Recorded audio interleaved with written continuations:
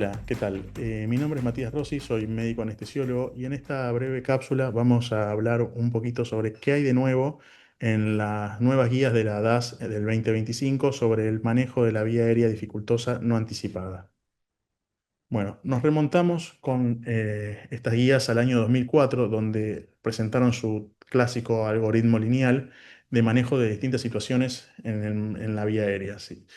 Ya para el 2015, manteniendo ese mismo esquema del algoritmo lineal, ellos hicieron bastante hincapié en la oxigenación continua, o en el aporte de oxígeno en la oxigenación más que en la intubación endotraqueal, e incorporaron sobre una serie de nuevos dispositivos que en ese momento venían a agregar algo en el manejo de la vía aérea.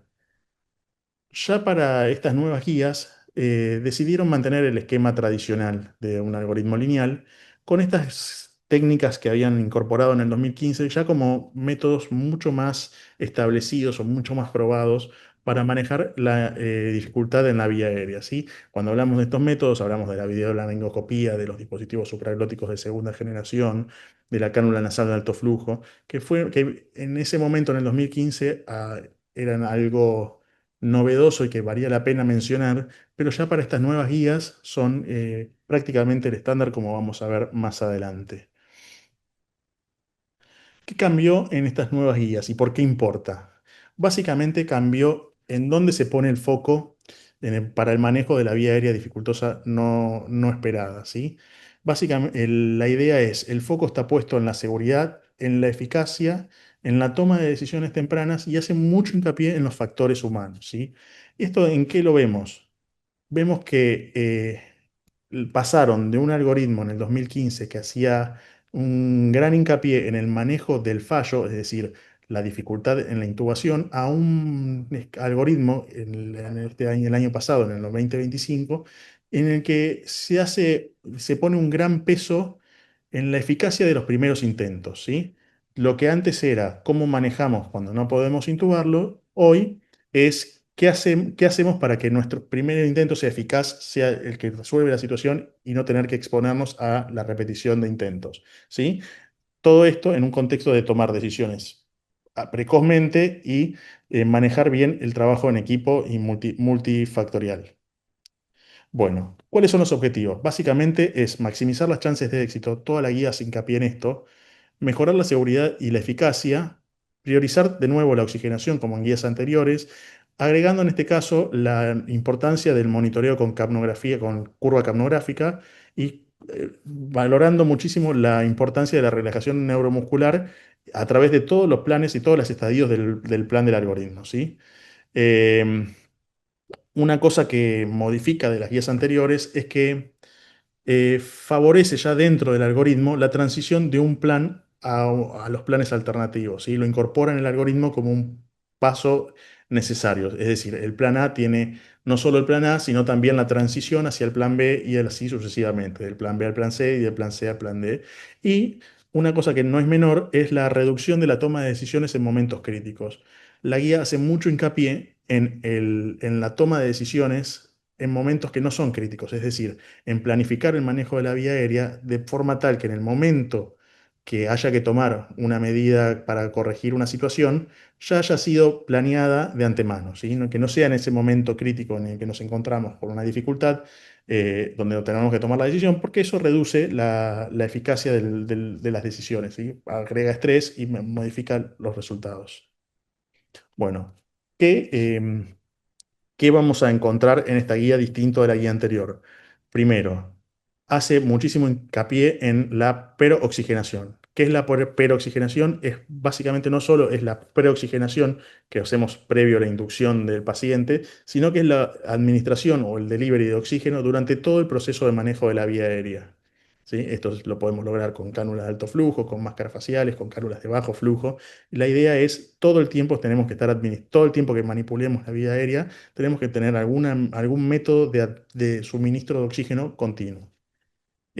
Otra de las cosas que vemos es el hincapié que hace en tener una curva de capnografía funcionante y que podamos interpretar, el bloqueo neuromuscular, y yendo a los factores humanos, la cuestión que tiene que ver con la verbalización de la dificultad, ¿sí?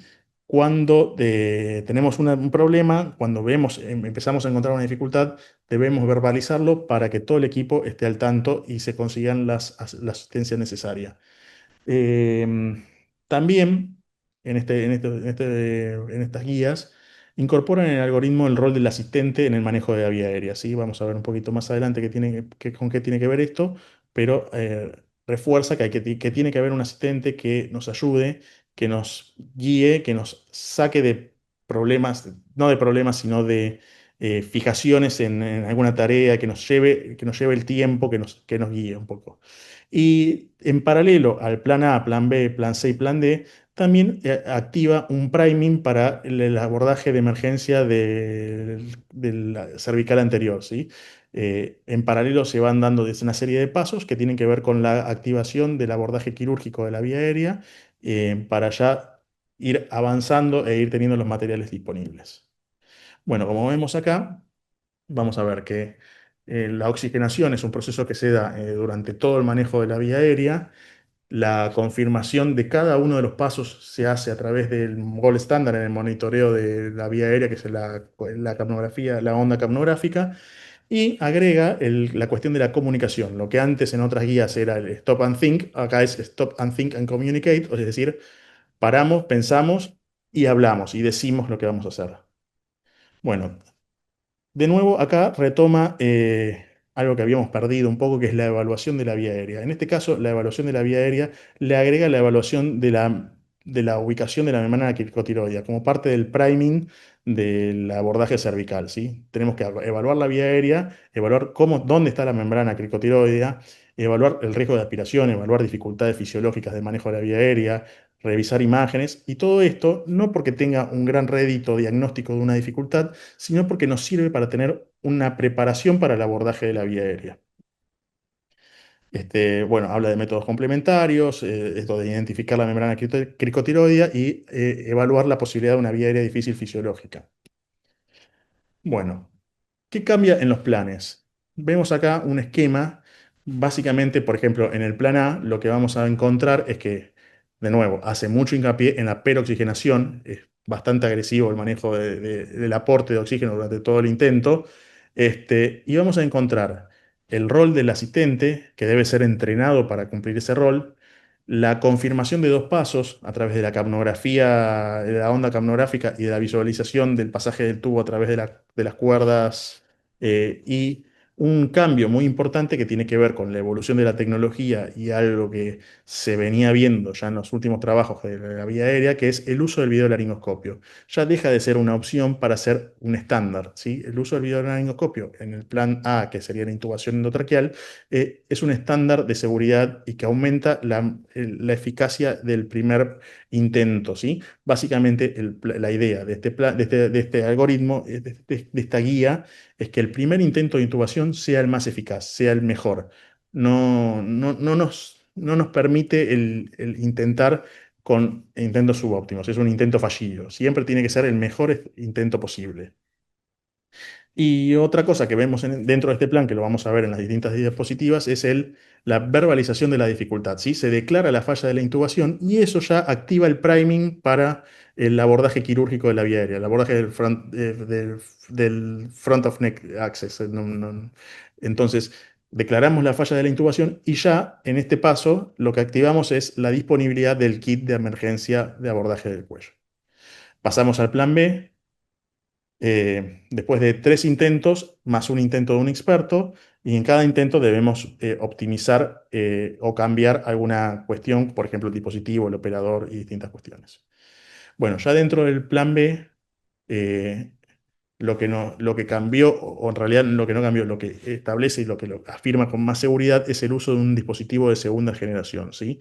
Vuelve a tener un rol importante en la oxigenación, se confirma con la curva de capnografía, y tenemos el paso de Stop, Think and Communicate. En este caso no era como antes, que solo parábamos y pensábamos, sino que acá paramos, pensamos un plan y se lo comunicamos al entorno que nos rodea, ¿sí? Al asistente, para poder llevar adelante las distintas opciones que tenemos. De nuevo, declaramos la falla si esto no funciona y pasamos al plan C. En este caso, el priming del abordaje quirúrgico tiene que ver con abrir ya el kit disponible para el abordaje cervical. De nuevo, pasamos, en el caso del plan C, tenemos de nuevo la administración de oxígeno, de nuevo el rol del asistente, de nuevo la confirmación con capnografía y de nuevo el parar, pensar y comunicar. En el caso de entrar en una situación de imposibilidad de ventilación, de nuevo declaramos la falla en este paso y pasamos al plan siguiente, que también tiene las mismas características que los planes anteriores. En este caso, como objetivo, con el objetivo de reducir los puntos de decisión, el único cambio con las guías anteriores es que antes, digamos, la DAS se inclina por el abordaje de bisturí, y tubo, deja de lado los sets de punción, pero sacan un paso de decisión, que es el uso de una incisión transversa, si se toca la membrana, si se palpa la membrana criotiloidea, o incisión longitudinal. En este caso se inclinan directamente por la incisión longitudinal. Bueno, dentro de los factores humanos, hace mucho hincapié en la comunicación clara, en la declaración de cada situación en la que nos encontramos y del liderazgo y los roles. Bueno, después de todo esto, ¿qué es lo que cambia en nuestra práctica diaria y en nuestra rutina? Primero, y más importante, es que el videolaringoscopio pasó de ser una recomendación a algo que deberíamos usar de rutina, en la que deberíamos entrenarnos y el que deberíamos saber manejar y formar a gente en, ¿sí? Lo otro es, vuelve a tener un rol la evaluación y la planificación en la vía aérea. Debemos intentar suministrar oxígeno continuamente a los pacientes durante todos los intentos, debemos limitar los intentos, debemos no demorar las transiciones, es decir, cuando no consideramos que no podemos mejorar lo que estamos haciendo, debemos pasar al paso siguiente. Debemos tener una buena comunicación y un buen trabajo en equipo, y el abordaje de frontal del cuello debería ser algo que entrenemos regularmente. Bueno, básicamente entonces, para terminar, para cerrar el tema, la idea es anticiparnos, optimizar lo que tenemos y después, a la hora de tomar decisiones, ya tenerlas previamente pensadas y no demorar en esa toma de decisiones. Bueno, muchas gracias. Les dejo el link acá con el QR para los que quieran acceder a la guía nueva. 1, 2.